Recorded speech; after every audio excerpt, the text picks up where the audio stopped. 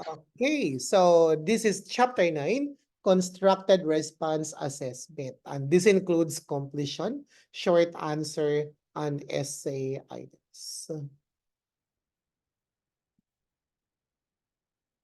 So we have constructed the response assessment. So first, we look at the learning objectives for this chapter. So know the guidelines for writing and or selecting effective completion, short answer, and essay type items. 9.2, understand the advantages and disadvantages of using different types of constructed response items. 9.3, understand how to score constructed response items. 9.4, be able to construct effective completion, short answer, and essay items, as well as scoring criteria or the so-called rubrics. So the contents of this chapter, we have introduction, choosing the right type, completion items, short answer items, the essay items, technology enhanced scoring, and then the summary of the entire chapter. So let us begin with the introductory case. What should Barry include in his presentation? So Barry, a fourth grade teacher, was exceptional at tailoring his instruction to meet his students' needs. His students' end of year standardized test scores indicated that his students had mastery in all subject areas. Yet his grade book, which contained numerous assessments, contained only non-computerized assessments. When asked by colleagues about his theory on assessment, he explained that he felt students should do computerized assessments for practice, but that he relied more heavily on other forms of assessments to understand students' learning. Non-selected response assessments help him understand individual students' needs at a deeper level. So he used them to drive his remediation and enrichment efforts. The school district was concerned with standardized end-of-year testing. So most curriculum materials contain selected response style computerized assessments. Kindly take a picture first of this slide so that I can go to the next one, the continuation of the introductory case. So take a screenshot so that I can proceed to the next slide, the continuation of the introductory case.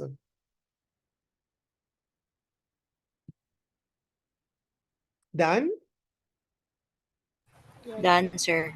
Okay.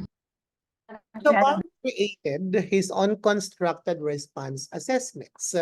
Even though the district pushed for teachers to give computerized selected response assessments, the principal of Barry's school believed teachers should incorporate both computerized and alternative forms of assessments into their instructional practices.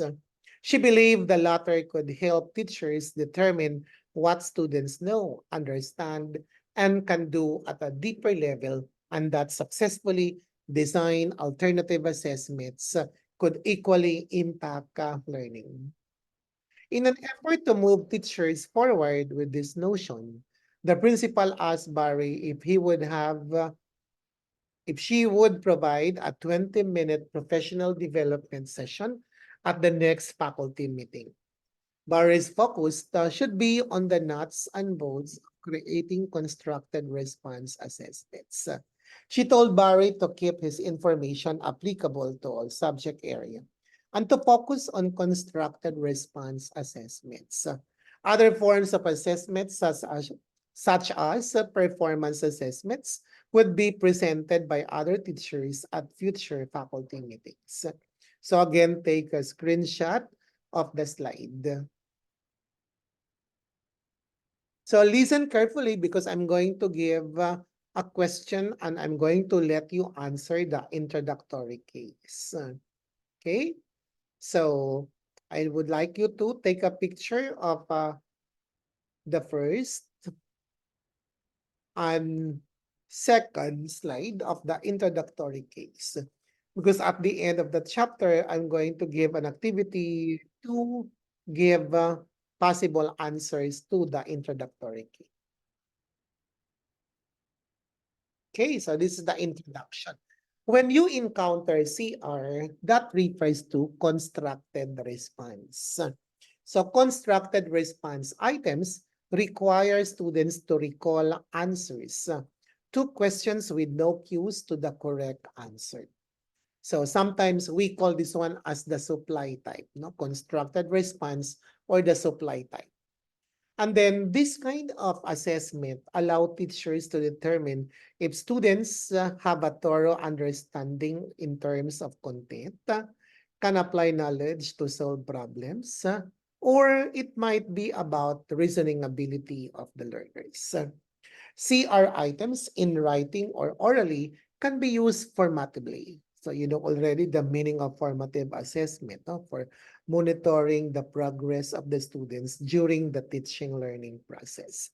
CR items are generally better at showing what students know and can do than SR items. SR selected the response items. CR constructed response. So I repeat, CR constructed response, SR selected response item. So choosing the right type, choice depends on three primary considerations. Number one, the nature of the targets. And these targets are referring to the learning competencies. I told you when you choose an assessment type, the basis is the learning target or the learning competency. The learning competency is found in the curriculum guide. Then the importance of objective scoring. So be able to come up with an objective scoring. It might be a holistic rubric or an analytic rubric. The effect on studying and motivation. So what's the effect on studying and motivation when you consider constructed response items? The types of constructed response items vary from short and simple to long and complex. So in some cases, the answer are short, in some cases, simple, or up to long and complex answer. So figure 9-1 summarize constructed response items.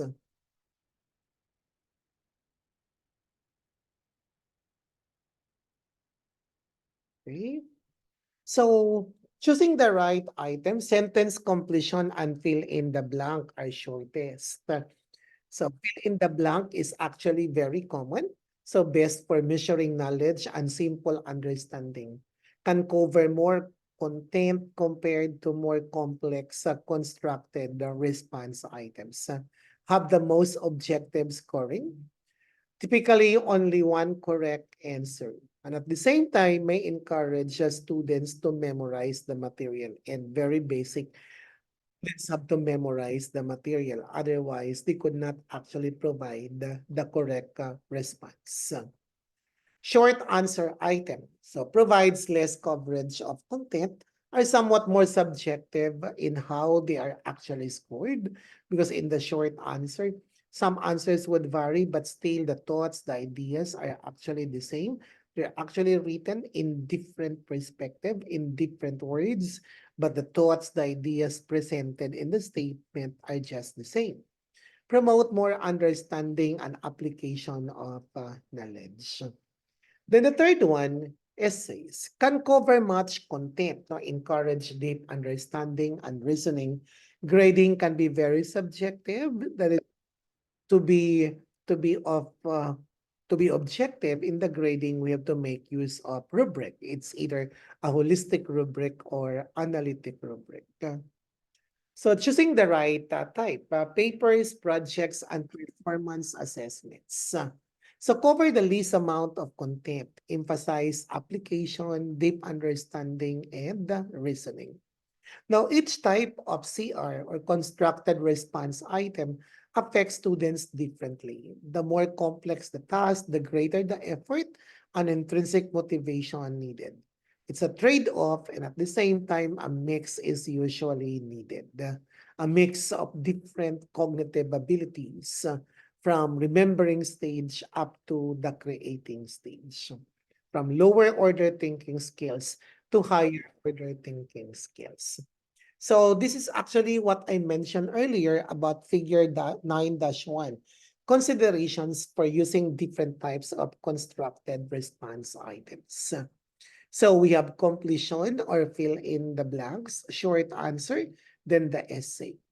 So we have short, simple responses in terms of completion. And then going to essay, we have papers, performances, and then projects. So long and complex responses. Objective scoring for fill in the blanks. So there is objectivity in scoring. And then for essay, subjective in scoring. But subjectivity can be minimized through the use of a holistic rubric or analytic. In terms of completion or fill in the blanks encourages recall knowledge. However, in terms of essay, encourages complex thinking skills. And then again, for completion or fill in the blanks, encourages memorization. So all students must memorize the content, the different informations. And in essay, encourages application of what has been memorized and what has been understood, and transfer of what is actually being understood, what is actually being memorized, what is actually being understood is being transferred from one material to another material. So completion items. Completion items present students with an incomplete sentence with one or two blanks. So with one or two blanks. Take note, with one or two blanks. Offer the freedom of student response. Responses may be words, numbers, or symbols. So these are only the limitations of the responses. It can be in terms of words, it can be in terms of numbers, or it can be in terms of symbols. Are excellent for measuring how well students can recall facts. So easy to construct, a short response time allows a good sampling of different facts. When I say a good sampling of different facts, given all the coverages of the exam, you can take many test items from the many coverages of the exam. Guessing contributes little to error. Scorer reliability is high because if the answer is just a word or a number or a symbol, there is objectivity in scoring. Can be scored quickly. So the checking can be done in a shorter period of time or can be done quickly because the answer, the response is only in terms of a word or maybe a number or maybe a symbol. Provide more valid results than an equal number of SR or selected response items. So two limitations of using completion type items. Number one, more time is needed for scoring than is needed for selected response items. That's very true, no? That you need more time in checking constructed response than the selected response items. Validity is reduced if more than one correct answer is possible. No? But see to it that each item has only one and only one correct or possible answer. Completion items should be used almost exclusively for assessing simple declarative or procedural knowledge. So it's actually in terms of lower order thinking skills. However, you can go also into a higher order thinking skills. Guidelines on the following slides can be used to construct and evaluate completion items. Number one, paraphrase sentences from textbooks and other instructional materials. Do not leave statements from the textbook. Because if you leave statements, copy statements verbatimly from textbooks or any other resources used in the classroom, that would actually include a very high probability of just memorizing the facts found in the textbook or found in the instructional material. Statements taken out of context are often too vague or general. Don't encourage students to memorize phraseology or verbatimly. Students should connect what they learn with what they already know. Paraphrase or restate facts using different words. I said, do not copy verbatimly. Do not actually lip statements from textbooks or other resources. However, you can just paraphrase or restate the facts using different words. Examples of completion items. So we have the textbook statement is James Buchanan elected president in 1856. Personally opposed slavery. So poor James Buchanan elected president in 1856. Personally opposed blank. So the blank can be provided by many possible answers. But to improve on, the name of the president who was elected in 1856 and who thought slavery was not right was so this one is more specific on what possible answer should be written on the blank than the first item. Number two, word the sentence so that only a single answer is correct. Sentence should not be vague or open-ended and should only provide one and only one correct answer. Number three, place blanks at the end of the sentence. However, this is not absolute. You can place the blank anywhere at the beginning, at the middle, or at the end, depending on the situation that you are applying in a specific learning competency. Don't use more than two blanks in a single sentence. No? Do not use more than two blanks in a sentence. One or two is okay, but more than two blanks is no longer okay. How much more for four blanks, five blanks, then so forth and so on. So, example for guideline number two, Columbus first landed on America. Then blank. So the blank is actually written at the end, but can be answered by many possible ways. To make it better, Columbus first landed on America in the year blank. So it's very specific on what is being asked here. It's all about the year. Then in 1945, Blank decided to have the atomic bomb drop in Japan. So to have an improved item, the name of the president who decided to have the atomic bomb drop on Japan in 1945 was. So it's actually very specific on what should be the specific answer. What is actually being asked for this blank. It's all about the name of the president. In 1945, Blank decided to have the atomic bomb drop on Japan. So it's not specific on what is being asked. Of course, it asks about the person, but who is that specific person? Then the poor item. The name of the blank who decided to have the blank drop on blank in 1945 was blank. It's a very poor item because there are many blanks. And with these so many blanks, the whole sentence could not be understood. So no, no, no for more than two blanks. Number four, if answer is in numerical units, specify the unit required. So if that is in kilograms, then use kilograms. If that is in terms of pounds, then use pounds. If that is in terms of inches, then use inches specifically. Number five, avoid clues to the correct answer. So avoid clues to the correct answer. Avoid verb agreement with the answer. Giving clues, the answer is singular or plural. Don't use a or article on as an obvious clue to the answer. I mentioned that one in our face-to-face class. Avoid article a or article on because that gives clue to the answer. If the word preceding to the word is a, then you know the clue.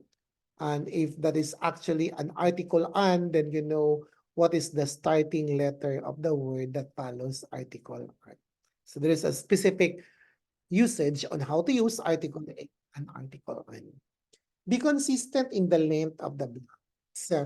So don't make blanks for single words different in length just because the correct answer may be long.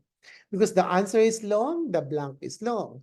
Because the answer is short, then the blank is short. No, no, no for that. So decide the longest answer. And that longest answer must have a proportional length of the blank. And that blank is the length of all the blanks. So all blanks must be uniform in length. So decide first on which one is the longest answer. And that is the basis of the length of the blank. And other blanks will be the same to the blank, the length of the blank for the longest answer. Not in the case that the answer is short, the blank is short, the answer is long, then the blank is long. No, no, no for that. The blanks must be of uniform lengths. Example for guideline number 4, the distance between the moon and the earth is blank. But the improved one, the distance between the moon and the earth is blank miles. So you have to specify the unit being used. Example for guideline number 5. The two legislative branches of the United States federal government are the blank and the blank and the blank.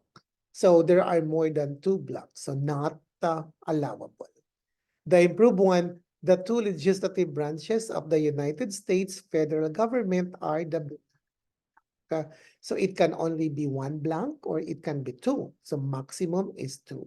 But more than 2 blanks is a big no-no for writing, fill in the blank. So test item.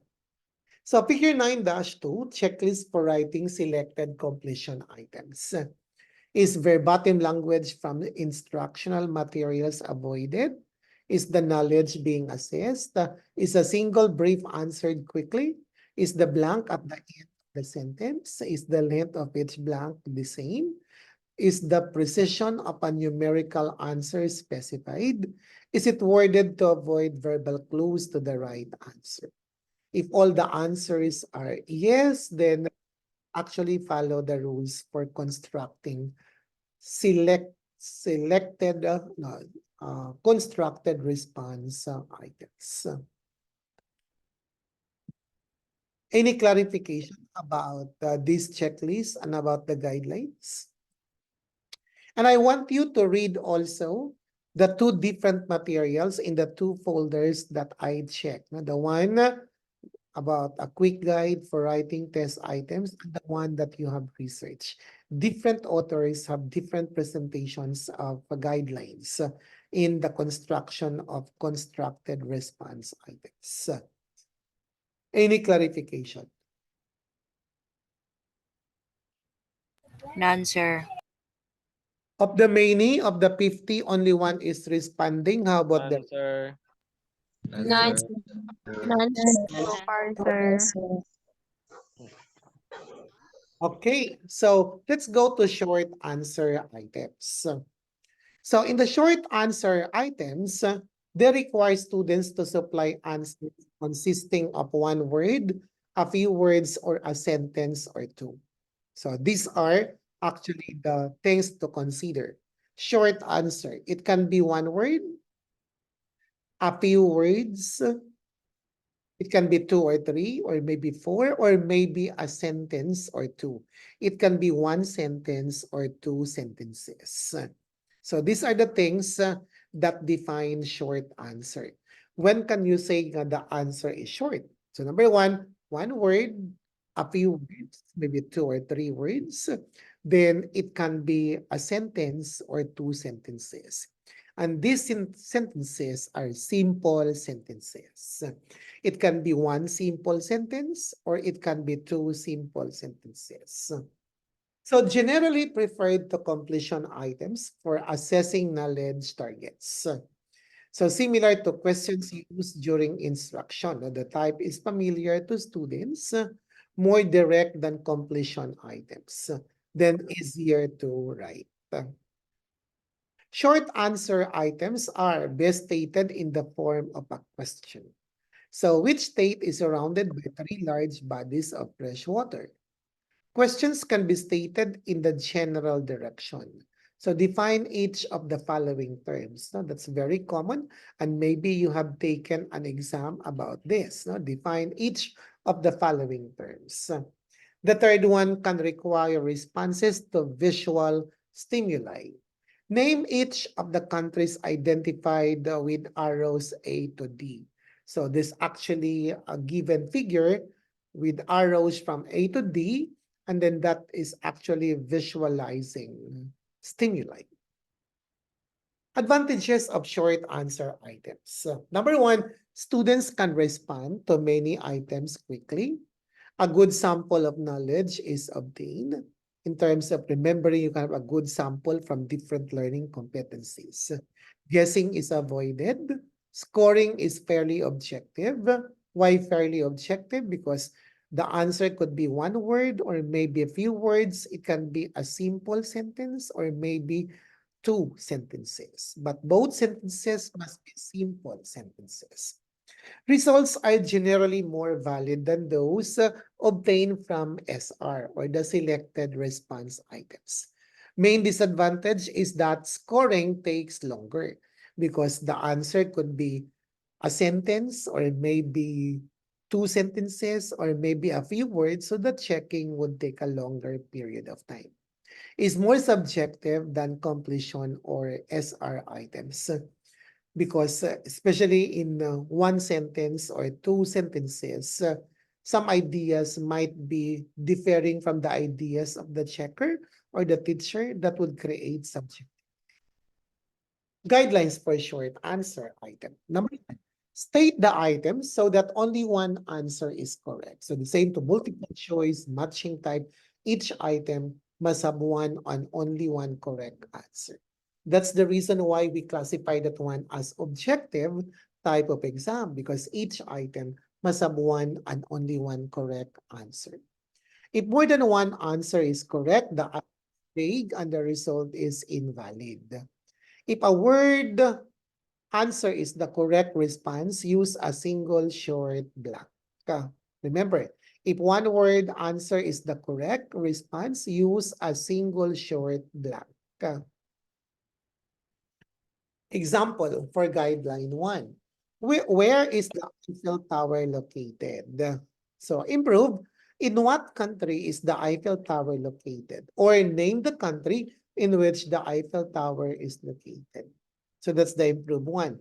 Why it is classified as a poor one? Because when you say, where is the Eiffel Tower located? It does not mention on the specific location. Number 2, state the item so that the required answer is brief. Word the item so that responses are brief. 1 or 2 words, a short sentence, or 2 or 3 sentences.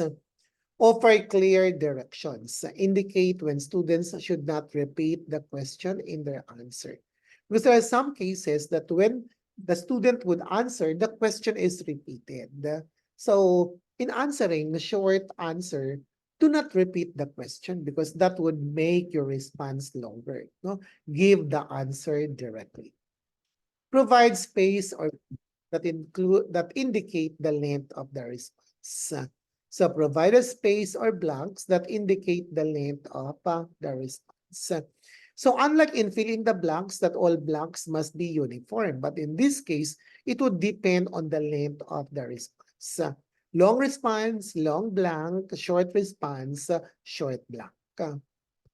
We have examples for guideline number 2. What does the term reptile mean? So improve. Name 3 characteristics of reptiles. Number 1, number 2, number 3. So very specific that the learner, the student has to enumerate 3 different characteristics of reptile. Next, example number 2. For guideline number 2, list 3 ways the recession of the 1980s was like the depression of the 1920s. So number 1, number 2, and then number 3. Then we have also, how does a pine tree differ from an oak tree? So name one difference between vertebrate and invertebrate animals. So the blanks are actually provided. And it would depend on how many possible answers and how long the answers are. Next, do not use language verbatim from textbooks or other instructional materials. So the same to constructed response, the same to multiple choice, the same to matching type, and the same to true or false. Do not leave statements from the textbooks. Do not copy verbatimly the ideas from the textbook or different instructional materials. Especially don't use questions from the review section of the book. There might be a case that at the end there are exercises, and if you get some exercise items there, then it's a big no, because students would actually try to answer that one as part of the assignment, or maybe they are familiar already of the items. Number 4, designate units required for the answer. So give the unit. Is it by day? Is it by week? Is it inches? Is it meters? Is it centimeters? Is it kilograms? Is it kilograms? Or is it pounds? State the item succinctly with words students understand. So if possible, make use of simple words unless you are testing vocabulary. But if you're not testing vocabulary, then use simple words. Words that are very familiar, very common to the students, and that they are well understood by the learners. So poor item. When was President John F. Kennedy killed? So the improved one. In what year was President John F. Kennedy killed? So it's very specific on what is being asked in the statement or in the question. Next example for guideline number 5. What was the name of the extraordinary president of the United States who earlier had used his extensive military skills in a protracted war with exemplary soldiers from another country? So the improved one, you notice that the question is very long, but you can make it simple, direct to the point. The improved one. What United States general defeated the British and later became president? So we notice from the first statement to the second statement, there's an improvement in terms of the length of the question. So make it brief, make it short. So short answer items. Short answer items can assess deep understanding as long as the response that is required is brief. Students must be required to use their knowledge, not simply just recalling or remembering the concept or the idea or what is being taught. Short answer items can assess reasoning when students are required to use targeted thinking skills to answer the item. So examples for using short answer items to assess reasoning and deep understanding are on the next slides. So examples for measuring deep understanding. What are two of the reasons given for why it is best to have nationalized medicine? So we have number 1 and then number 2. What is the implication? What is the implication for the environment of using more nuclear power to provide? So these two items are classified as examples for measuring deep understanding. Next, measuring for reasoning ability, deductive reasoning. Coach Green substitutes his basketball players by height so that the first substitute is the tallest player on the bench. The next substitute is the next tallest, and so forth. Reginald is taller than Sam, and Juan is taller than Reginald. Which of these three players should Coach Green play first, then blank? So this one is actually a kind of item that would measure the reasoning ability of the learners or the students. Another example, credibility of a source.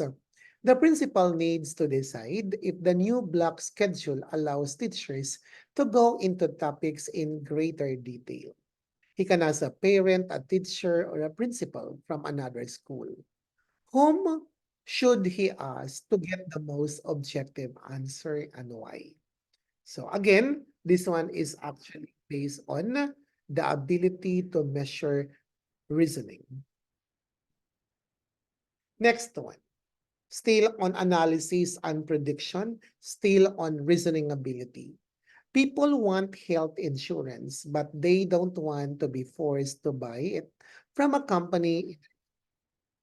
The law says that the person must buy health insurance from a company in his or her community.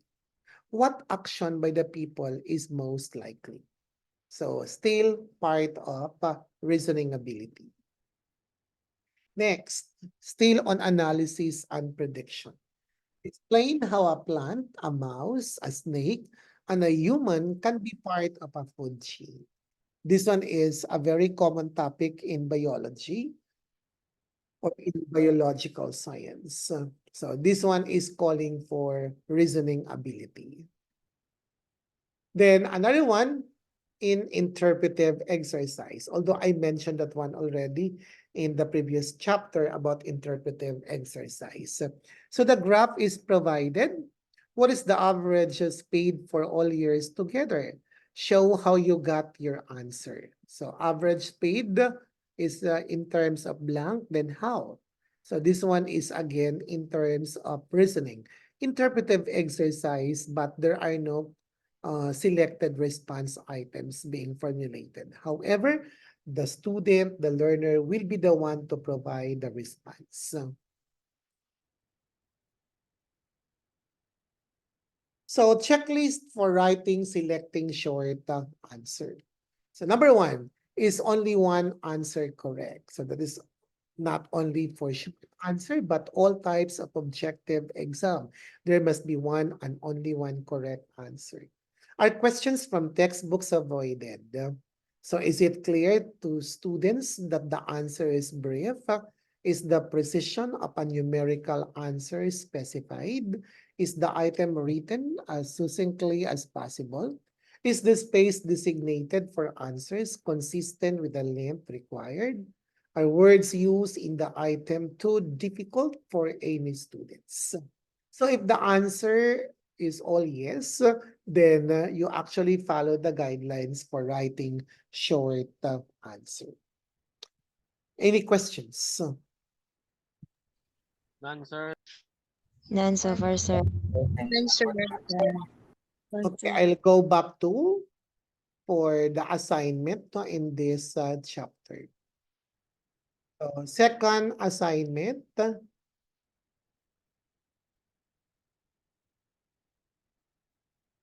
So second assignment. What's the first assignment again? Interpretative. Okay, Make your own question, sir. interpretive exercise. Okay, interpretive exercise. So for interpretive exercise, how many items are you going to construct? Four, sir. Minimum three. Minimum of Four three, items. sir. Minimum of 3 question. So next is on constructed response items. Number two is a constructed response item. So construct 15 constructed response items. Construct 15 CR items. Create or construct constructed response items. How many items? 15, Doc. Okay, 15. 15. And then 15, then follow the previous directions. Margin 1 inch for all sides, provide specific direction, have a heading, name of the school, address of the school, and then type of exam, then name blank, date blank, section blank, then score blank. Times New Roman ang font type, font size, yan. And single space. Do you follow? Yes, sir. Yes, Sir. sir. Yes, sir. Yes, sir.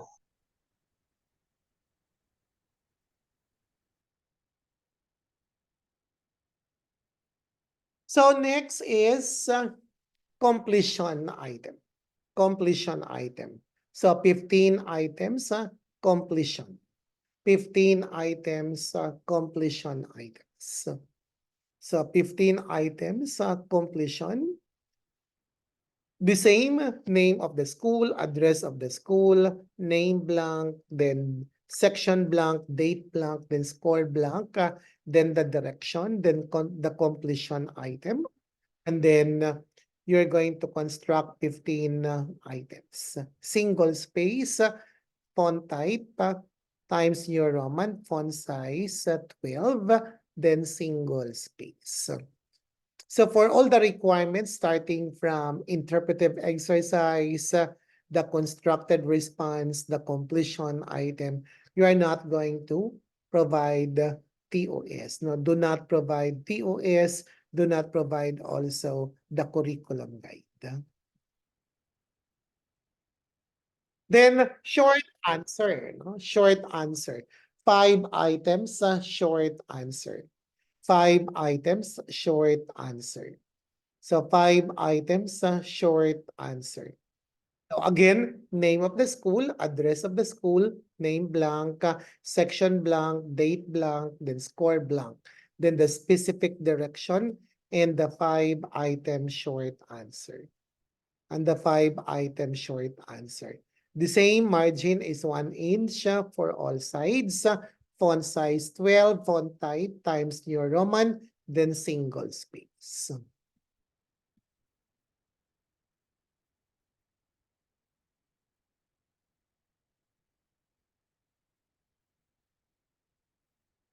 Be sure that when you write the short answer, you're addressing deep understanding, or it might be measuring reasoning, the same to the example that I provided, or it can be in terms of interpretive exercise. Do you follow? Yes, sir. Yes, sir. Yes.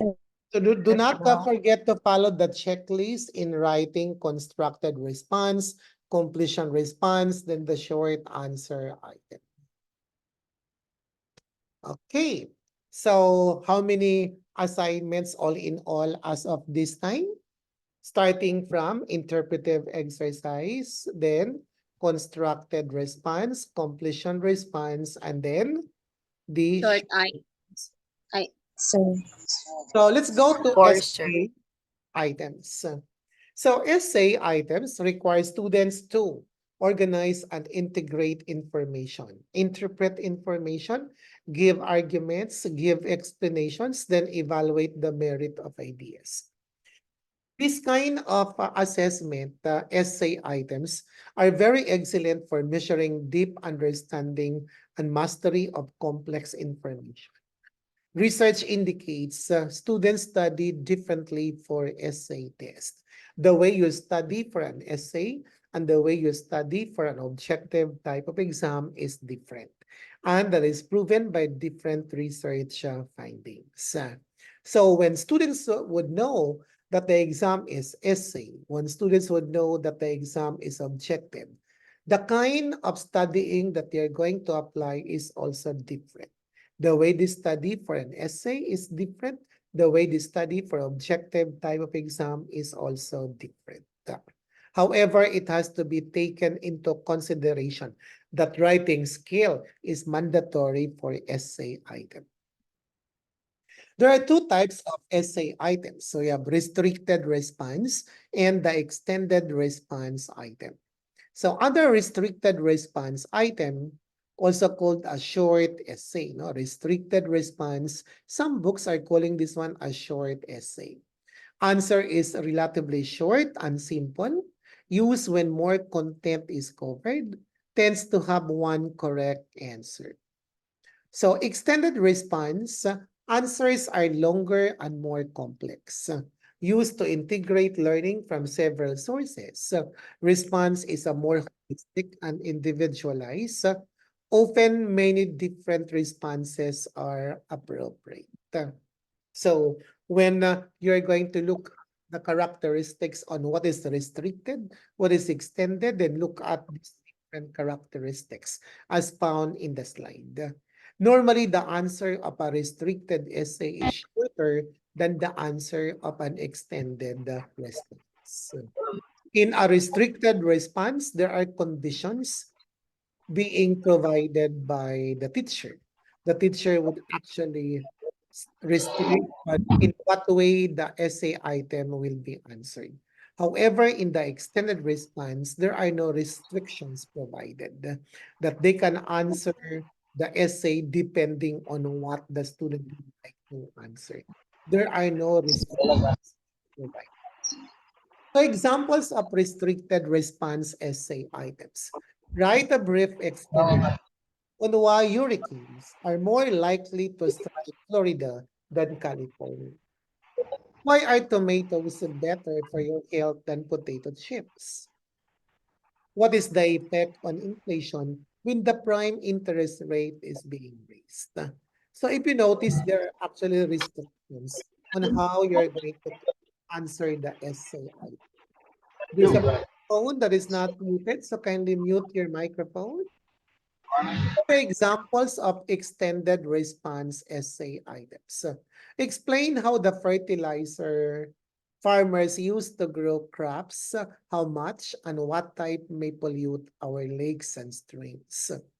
Number 2, describe the major events that led to the beginning of the Civil War, showing how the events are related. Give an example, new to me and not one from the class, of how the law of supply and demand would make prices of some products increase. Explain why. So when asking an example, you have to mention new to me and not one from class. Because there are students who would give example that is already taken in class. So that's actually just a remembering. So that students would think on what would be that example, you have to have that statement na new to me and not actually taken from the class. So that the answer is actually being taught newly by the learners or the examinees. Advantages of using essay items. Assess deep understanding, complex thinking, and reasoning skill.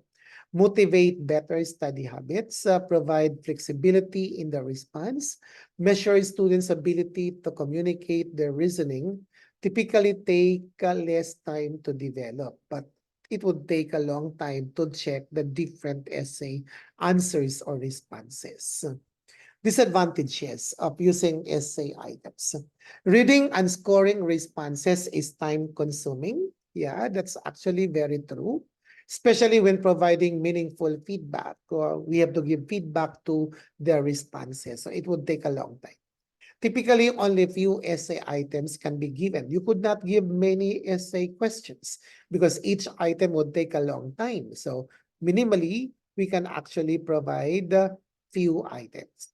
One or two or maybe three, depending on the exact duration of the exam. Scoring is notoriously unreliable, no? Very subjective. However, subjectivity can be overcome through the use of rubrics, either holistic rubric or analytic rubric. Writing skill is evaluated in addition to content. I mentioned earlier that writing skill is a prerequisite for an essay item. More response time may be needed. Each item should be given ample time for them to think and write their answer. Each essay would take a long time in answering. So guidelines for essay items. Construct the item to elicit skills identified in the learning target.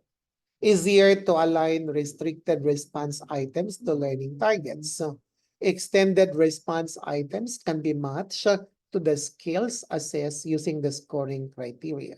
Scoring criteria can either be holistic rubric or analytic rubric. So to match to target, start with the existing items. And that is actually being stated in figure 9-6. So write the item to clarify the specific task. Avoid ambiguity to students interpret the task as intended. Use a scoring rubric, either holistic rubric or analytic rubric. And the rubric should be given in advance, no? Or on the time when the essay is actually given. Not that the rubric is given after the exam or the essay item has been given. It must be before or during the essay exam period. Number 3, indicate approximately how much time students should spend to each essay item. So for number 1, how many minutes is allocated? Number 2, how many minutes are allocated? Number 3, how many minutes are allocated? Write draft answers to gauge the time needed. So much as possible, you have to answer your own essay item so that you can have a very good approximation on how many minutes item number 1 can be answered. Item number 2 can be answered. Number 3, how many minutes? So why do Haitian farmers have trouble making a living? So the improved one, describe how the weather, soil, and property in Haiti contribute to the plight of farmers. Indicate which of these 3 factors contributes most to the difficulties farmers experience and give reasons for your selection. 4 item. How was World War I different from World War II? So improve. How were the social and political factors leading up to World War I in Germany different from those leading up to World War II? Focus your answer on the 10-year period that preceded the beginning of each war. So it's actually very specific on what are you going to ask in that essay. For scoring writing skills, you can check on organization, clarity, appropriateness to audience, mechanics. For scoring an argument, you can say distinguishing between facts and opinions, judging credibility of a source, identifying relevant material, recognizing inconsistencies, and even the use of logic. For scoring decision-making, identify goals or purpose, identifying obstacles, identifying and evaluating alternatives, justifying the choice of one alternative. Guidelines for essay items. Number 4, avoid giving students options as to which essay questions they will answer. Like choose any 2 of the following 5 essay items. No? That's a big no. Scoring can be more difficult. Inferences about student knowledge and understanding are less valid.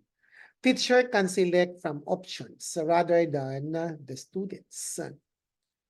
So these are actually the checklist for writing, selecting essay items. Is the targeted reasoning skill measured? What is that target being measured? And all of these are referring to the learning competencies. Number 2, is the task clearly specified? Number 3, is there enough time to answer the questions? Are choices among several questions avoided?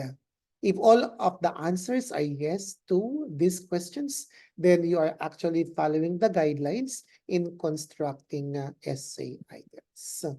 So the next assignment, assignment number 4. Am I right? Number 4? Hello? 5, sir. Okay, oh yeah, Okay. number 5. Sir. So construct 2 restricted essay items. Construct 2 restricted essay items. Then construct also 2 extended essay items. Construct 2 restricted essay items. Then construct also 2 extended essay items. And then provide rubrics on how to check the extended essay items and how to check the restricted essay items. So I'll give you the option. An option on the rubric to be used. You have the freedom to choose a holistic rubric or analytic rubric. I will not discuss about analytic and holistic rubric because all of you have taken holistic rubric and analytic rubric in your other classes. So for restricted essay items, provide a holistic or analytic rubric. For extended essay item, provide also a restricted, a holistic or analytic rubric. Did you get that one? How many extended essay items? Two. Sir. How many restricted essay items? Two, Two. Sir. And sir. what kind of a rubric are you going to provide? Holistic and Holistic analytic. and analytic. Holistic and analytic or holistic or analytic? Holistic or analytic. Holistic or Okay. Either of Either the of the two. two, sir. You can have a holistic rubric or analytic. rubric. Okay. So again, encoded. So the same requirement to the other four. So you have their name of the school and then address of the school, name blank, date blank, section blank, then score. Then the direction for the extended essay, direction for the restricted essay. So margin 1 inch for all sides, single space.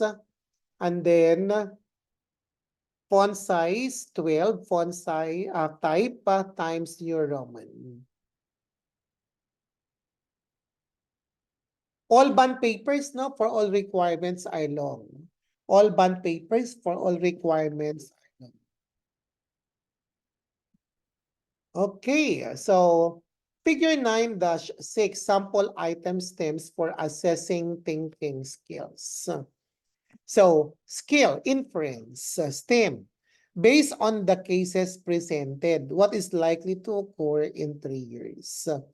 Or another one, what can you infer about attitudes towards religion from this? Justification. Which option would you see? Why do you think it's the best one? Then, justification. Still, why is it better to travel to this city by train rather than by automobile?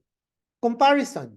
Describe the similarities and differences between the Japanese and American systems of public education. How are the following alike and how are they different? Next, generalization. Recording in Use the following data to suggest what is likely to occur to similar towns. Or it can be, do the results from this research have implications for what should be done in the next town? Application. Examine this example of a new business. What is being done right and what is being done wrong? Use the equation for calculating standard deviation to describe the variability of the sample data. Analysis. Describe the most important facts in this story that lead to the conclusion that there was a murder. Identify the unstated assumptions in this argument. Next example, synthesis. Examine the interview data from 5 persons and summarize the main message that is communicated. Or it can be, what is the main idea being communicated by these articles? Evaluation. How would you evaluate the following example of research? What would be your overall judgment of its credibility? Give me your judgment about the merit and worth of using computerized instruction outlined in this article. Creativity. What are some new ways cell phones could be used to ensure children's safety? So, take note, example, assignment number 6. Hello? Assignment number 6. Are you still there? Yes, Yes. Doc. Okay, Yes, sir. assignment number 6. Figure 9-6 is a sample stems for assessing thinking skills. No? I would like you to create your own. I would like you to create your own.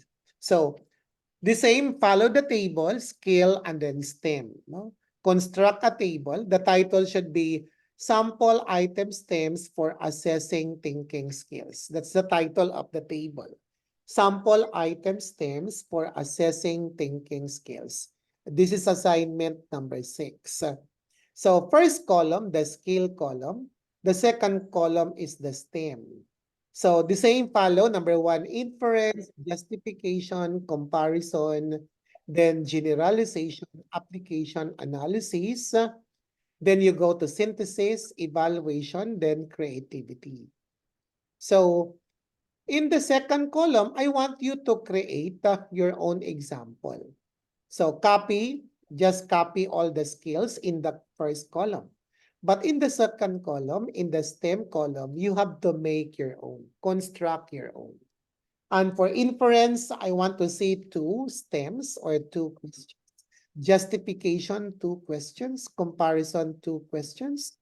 Generalization, 2 questions. Application, 2 questions. Analysis, 2 questions. Synthesis, 2 questions. Evaluation, 2 questions. Creativity, 2 questions. But in this assignment number 6, the format must be in a table form. The same to the table that you see on the slide. And then the title, sample item stems for assessing thinking skills. So, did you get it? Yes, sir. Yes, sir. Assignment number 6. Anyone, any volunteer who can recap on what I said about assignment number 6? Any volunteer about assignment number 6? Hello? Any volunteer about assignment number 6? What is assignment number 6 all about? Any volunteer who would like to recap on what I said a while ago about assignment number 6? Ay, sir. Okay, go ahead. May I know your name? Silvano, sir. Okay, Miss Silvano, go ahead. We create sample items for assessing thinking skills and copy all the skills and make our own the stems or question to each, sir. Okay, so 2 for each skill. And follow the format in a tabular form, in a table form. First column, the skill column, copy all the skills. The STEM or the questions, you have to create your own. And there should be 2 stems, 2 questions for each skill. 2 for inferences, 2 for justifications, 2 for comparisons, 2 for generalizations, 2 for application, 2 for analysis, 2 for synthesis, 2 for evaluation, then 2 for creativity. So is that clear to everyone? Yes, sir. Yes, sir. Yes. Yes, sir. Okay, sige.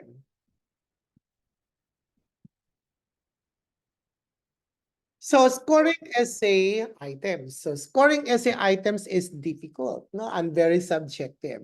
So each response is unique. Distractions affect scoring reliability. So what do you mean by distractions?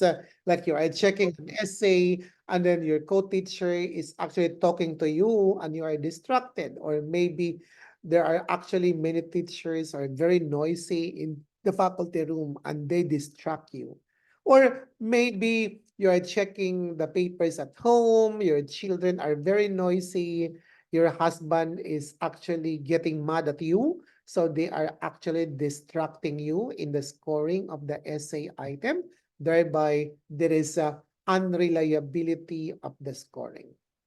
Next, the procedures on the following slides can ensure that professional judgments are accurate, summarized in figure 9-7. So let's go first. Number 1, outline what constitutes a good or acceptable answer as a scoring key.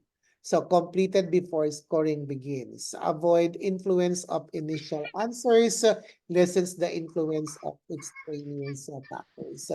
So be sure on a certain essay, you have already an acceptable answer. You have outlined already on what are the acceptable answers for essay item number 1, essay item number 2, so forth and so on. Number 2, select an appropriate scoring method. Are you going to use a holistic rubric or are you going to use an analytic rubric? For holistic scoring rubric, the teacher makes an overall judgment about the answer, no? Gives a single score or grade. Essay can be placed in designated piles that represent different degrees of quality. Grades are assigned by using several specific scoring criteria to come up with a single score. Most appropriate for extended response essay, no? So for extended response essay, the most appropriate one is a holistic rubric. Yeah. And figure 9-8 shows an example of a holistic rubric. So what you see on figure 9-8 is an example of an essay holistic scoring guide. So it's actually graded as a whole. Then you have their exceptional 5 points, excellent 4 points, very good 3 points, acceptable 2 points, then poor 1 point. And there is a description. A description for exceptional. What is an exceptional answer? Then excellent, there is also a description and it says, what is an excellent essay response? Very good, there is also a description. What is a very good answer? Then acceptable answer, there is also a description. What is an acceptable answer? And then there is also a description of a poor item. What is meant by poor item? So in other words, in the level of performances in the holistic rubric, each level is being described. There is a specific description. What is meant by exceptional? What is meant by excellent? What is meant by very good? What is meant by acceptable? And what is meant by poor? Next is on guidelines for scoring essay using analytic scoring rubric. So give several scores for each essay. Component scores are added for the total score. Provide more specific feedback. Should not, however, replace individual comments. Preferred for restricted response essay. So see, holistic is actually for extended and for analytic rubric for restricted response item. The recommended number of features to be scored analytically is 3 or 4. So take note, ideally 3 or 4. However, other authors would have 5, but under this author, 3 or 4 analytic criteria should be considered. And figure 9-9 shows an example of an analytic scoring guide. So figure 9-9, example of essay analytic scoring guide. So the first column are the different criteria or PASE. Understands both words, similarities, differences, inclusion of dimensions, then total points. So this first column is not found in a holistic rubric because in an analytic rubric, we look at the different criteria as found in one item. And each criterion is graded separately from inadequate to excellent. And there is what we mean a description of an excellent, very good, adequate, and inadequate from understands both words to similarities to differences to inclusion of dimensions, then the total points. So as you look at this, there are many criteria being graded, unlike in a holistic rubric, that the essay is actually graded directly according to the scale. But here, you can find two different things. The first column is all about the different aspects, the different criteria, the different categories. The first row would refer to the different scoring scales from inadequate to excellent. But then again, excellent is defined, very good is defined, adequate is defined, inadequate is defined. In other words, what is meant by excellent, what is meant by very good, what is meant by adequate, and what is meant by inadequate. Then 3, clarify the role of writing mechanics. Generally, it is best to give students a separate score for writing skills. I mentioned that writing skills are actually prerequisites of essay items. Score one item at a time. So if you have 50 students, grade all item number 1. Once you are done with item number 1, you go to item number 2 and grade all item number 2 for all your students. So forth and so on. Score answers to one item at one sitting, if possible. So if you're checking all item number 1, so dapat in one setting, you're able to answer to check all item number 1. Because if you don't actually do that, so you go somewhere and then you go back and you're still checking item number 1, there might be a case that your standard may vary. The way you check the first 20 students for item number 1 may not be exactly the same to the way you check item number 1 for student number 21 to the last student of your class. So if possible, check item number 1 in one setting. Then you go to number 2 in one setting also. You go to item number 3 in one setting. If possible, keep the identity of the student anonymous. Avoid the halo effect. What is a halo effect? Because if you know the name of the student, you might be able to have a background of the student, the ability of the student, and that would have that halo effect. Then I will not mention about technology enhanced scoring, no, because we don't apply that here in the Philippines. I will just skip that one. Technology enhanced scoring. I'll skip that one. And then here's the summary of the chapter. Completion items require a constructed response, usually in a space at the end of the sentence. Completion items are good for assessing facts and essential knowledge. They are easy to construct with objective scoring. Verbatim language from learning materials should be avoided. Short answer items, typically written as questions that are new for students, are best assessing knowledge, comprehension, and some reasoning skills. Then, assessment of deep understanding with short answer questions show how students can use their knowledge. The scoring of short answer items should be fairly objective with single correct answers. Short answer interpretive exercises with graphs, data, and other information are excellent for assessing understanding and thinking skills. Essay items are used primarily for assessing deep understanding, complex thinking, and reasoning skills. Essay items allow students to show their understanding and reasoning skills by organizing their thoughts and constructing an answer. Extended response essay are best for assessing complex reasoning skills such as decision-making and problem-solving.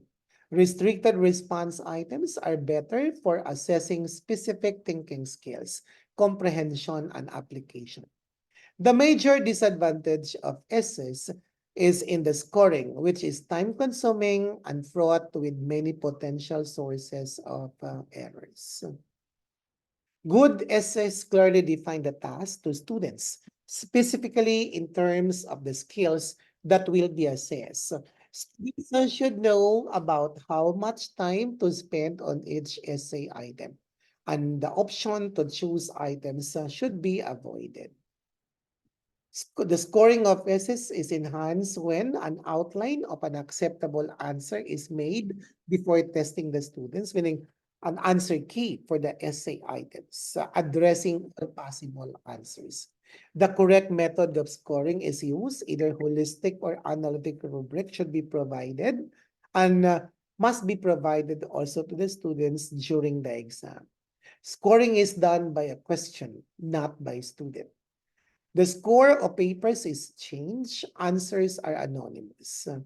Technology is actually being skipped because in the Philippines, we don't actually have a technology enhanced constructed response. Okay, so I'm going to end that one. And that's the end of chapter 9 about these different types of exams that I mentioned earlier. So any clarification of those different concepts that I mentioned earlier? None so far, sir. None so far, sir. Of the 50, I heard only 3 or 4. None so far, sir. None so far, sir. So far, sir. None, sir. Okay, so don't forget your assignment. No, don't forget your assignment and the classwork that you are going to answer. No, so based on the case study, no, I would like you to give a remark on the case study. No, on the case study presented. So the deadline will be on or before midnight tomorrow. No, on or before midnight tomorrow. Have your answer. I'm going to create a classwork for your answer on the case study. Is that clear to everyone? Yes, done. Yes, Yes, sir. And all assignments will be submitted during our first meeting on January. So don't forget the case study in which there are 2 slides that I mentioned at the beginning. I would like you to have your answer on the case study. And then the due date will be midnight of tomorrow. I'll be creating a classwork where to upload your answer of the case study. So any clarification? None, sir. None so None so far, sir.